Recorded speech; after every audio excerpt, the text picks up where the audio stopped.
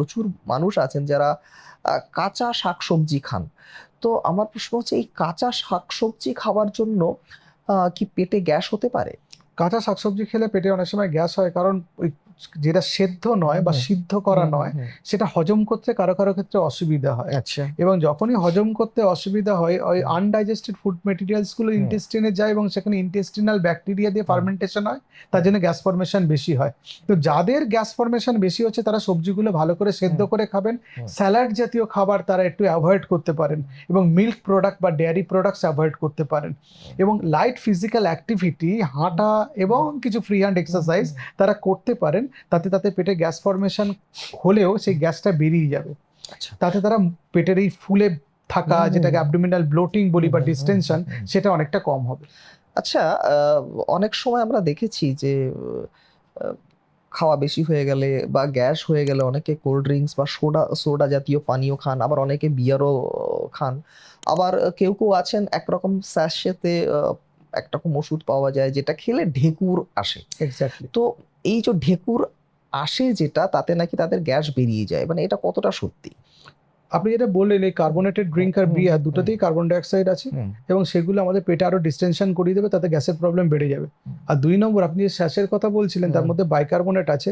সেই বাইকার্বনেট জলে গুলে খেলে ওই বাইকার্বনেটটা আমাদের পেটে চলে যায়, পেটের মধ্যে হাইড্রোক্লোরিক অ্যাসিড আছে, তার সঙ্গে হুম। রিয়াকশন হয়ে কার্বন ডাইঅক্সাইডই তৈরি করে, পিওর কেমিক্যাল রিয়াকশন। আচ্ছা। তাতে আরো পেট ফোলা বেড়ে যাবে। এই যে ঢেকুর উঠছে, এই কার্বন ডাইঅক্সাইড তৈরি হওয়ার জন্য। তার মানে এই নয় যে ওইটা খেয়ে আপনার যে ঢেকুরটা উঠছে পেটের গ্যাসটা বার করে দিচ্ছে। ও ওইটা আচ্ছা, খাবার জন্য যে কার্বন ডাইঅক্সাইড তৈরি হচ্ছে স্টমাকে, সেটা বেরোচ্ছে। মানে আপনি যেটা খাচ্ছেন তার একটা কেমিক্যাল রিয়াকশন হচ্ছে, সেই কেমিক্যাল রিয়াকশনে যে গ্যাসটা তৈরি হচ্ছে সেই গ্যাসটা সেই গ্যাসটা বেরোচ্ছে। বেরোচ্ছে, মানে পেটের গ্যাস আমার বেরোচ্ছে না। পেটের গ্যাস বেরোচ্ছে না, না। পেটের গ্যাস বেরোচ্ছে না। এটা একটা ফলস সেন্স অফ ওয়েলবিং তৈরি করে, যে ও ঢেকুর উ উ উ করে ঢেকুর তুলে হ্যাঁ অনেকটা গ্যাস লোকে বার করে দিল, হ্যাঁ ভাবলে পেটের গ্যাস হ্যাঁ, বেরিয়ে গেল। তাই তো। আদতে তা হয় না। হ্যাঁ। পেটের গ্যাস পেটেই থাকে। পেটের গ্যাস বেরোতে এই ডাইরেক্ট এরকম মুখের মাধ্যমে বেরোয় খুব অল্প, বাকিটা পায়ুর ছিদ্রের মাধ্যমে বেরোয়। তাহলে আমরা ভুলই জানতাম যে, এবং হ্যাঁ, বাজারে প্রচুর বিক্রি হয় এই জিনিসগুলো, মানুষ হ্যাঁ। জানেনই না না, যে এটা আদতে মানে সেই গ্যাসটা বের করছে না, মানে ওইটা খাওয়ার জন্য আবার একটা গ্যাস তৈরি হচ্ছে, সেই গ্যাসটাই বেরোচ্ছে। বেরোচ্ছে, এবং কিছু গ্যাস পেটে রয়ে গিয়ে এবং আরো ডিস্টেনশন এবং বাড়িয়ে দিতে পারে।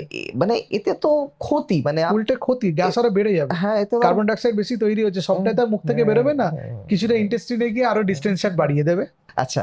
তো বাজারে বেশ কিছু প্রোবায়োটিক্স বিক্রি হয় পেটের সমস্যা ঠিক করতে। অনেকে বলে যে এতে নাকি গ্যাসের সমস্যাও ঠিক হয়ে যায়। এটা কতটা সত্যি? প্রোবায়োটিকের একটা গুরুত্বপূর্ণ রোল আছে, বিশেষ করে কিছু ব্যাকটেরিয়াল স্ট্রেন, হুম যেমন ল্যাক্টোব্যাসিলাস বিফিডোব্যাকটেরিয়াম, হুম। এগুলো কিন্তু হেলদি প্রোবায়োটিক আর আচ্ছা কি। আচ্ছা আচ্ছা। এগুলো পেটের স্বাস্থ্য ভালো হুম রাখতে সাহায্য হুম করে। হুম এবং এগুলো খাবারের যে ডিসবায়োসিস বলে যে ব্যাপারটা হুম হয়, হুম। যে এই এক্সেস গ্যাস ফরমেশন, সেটাকে কন্ট্রোল করে, আচ্ছা। প্লাস এই লিকি গাট ব্যাপারটাকেও প্রিভেন্ট করে। এবং আমাদের হজম শক্তি যদি ধরতে হয়, হুম। মানে শুধু তো এনজাইম দিয়ে খাবার ভেঙে হজম করার ব্যাপারটা নয়, না। পেটের মধ্যে ব্যাকটেরিয়ার সঙ্গে এই খাবারের কিছু ফার্মেন্টেশন, কিছু রিয়াকশন হয়, সেটা অনেকটা বেটার হয়। ব্যাকটেরিয়ার একটা ইম্পর্টেন্ট রোল এরপরে আছে রোল আছে পেটের। পেটের হ্যাঁ হুম ব্যাকটেরিয়ার। ফলে হুম সেইটার খুব গুরুত্বপূর্ণ ভূমিকা আছে। তবে প্রোবায়োটিক সবার লাগে না। আবার কিছু কিছু মিল্ক প্রোডাক্টে প্রোবায়োটিক থাকে, হুম যেমন দই জাতীয় হুম হুম জিনিস। হুম। সেটা আবার দই জাতীয় জিনিস খেলে আবার যাদের ল্যাকটোজ ইনটলারেন্স আছে তাদের আবার হ্যাঁ, ক্ষতি। যেটা আপনি একটু আগে বলছিলেন যে দুধ খেতে আপনি না করছিলেন, হ্যাঁ, মানে এই কারণেই আপনি বলছেন যাদের এক্স্যাক্টলি। মানে এটাতে সমস্যা, যেটা সমস্যা হ্যাঁ হতে পারে। তো হ্যাঁ পেটের অসুখ হলে আমি সবাইকে হ্যাঁ। বলি যে যাদের পেটের অ্যাকিউট প্রবলেম হচ্ছে তাদের আমি মিল্ক প্রোডাক্ট না করি, ভাজা খাবার খেতে না করি, আর শাক খেতে না করি। আচ্ছা। বুঝতে পেরেছেন? হুম হুম হুম হুম যেমন ভাজা খাবারের মধ্যে যেকোনো ধরনের হুম ভাজা খাবার, শাক খেতে, এগুলো আমি না করি। তাতে তারা দেখেছি ভালোই থাকেন। হুম। আর কি কি প্রোবায়োটিক আছে যেগুলো আমরা নিতে পারি, মানে যার ফলে আমাদের পেটের স্বাস্থ্য ভালো থাকে এবং গ্যাস কম হয়, এরকম কি আর কিছু আছে? পান্তা ভাত একটা প্রোবায়োটিকের মতো আচ্ছা, কাজ করে। পান্তা ভাত, আচ্ছা প্রোবায়োটিকের মতো কাজ করে। আচ্ছা। যারা সাউথ ইন্ডিয়ান ফুড হুম খান, ফার্মেন্টেড হুম জিনিস দিয়ে বানানো ইডলি, দোসা, সেটা একটা প্রোবায়োটিকের মতো কাজ করে। আর ভাত যদি ফ্রিজে রেখে, হুম একবেলা ফ্রিজে রেখে ঠান্ডা করে পরে সেই ভাতটাকে বের করে গরম করে যদি আপনি খান, হুম সেটা কিছুটা প্রোবায়োটিকের মধ্যে কাজ করে। হুম। কারণ ভাতের ওই যে গরম ভাত রান্না করে আপনি ফ্রিজে ঢোকালেন, তারপর সেটা ঠান্ডা হলো, তার কিছু স্ট্রাকচারাল চেঞ্জ হয়, আচ্ছা এটাকে রেট্রোগ্রেডেশন বলে। আচ্ছা।